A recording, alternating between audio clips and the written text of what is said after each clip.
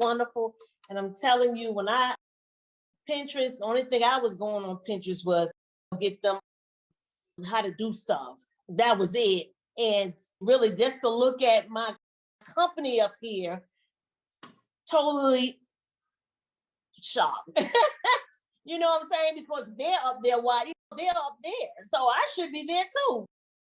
So thank you so much, Larry. And you should be showing people how to do stuff with your jewelry. Thank you. And I looked on there. How many ways can we wear this jewelry? Yes.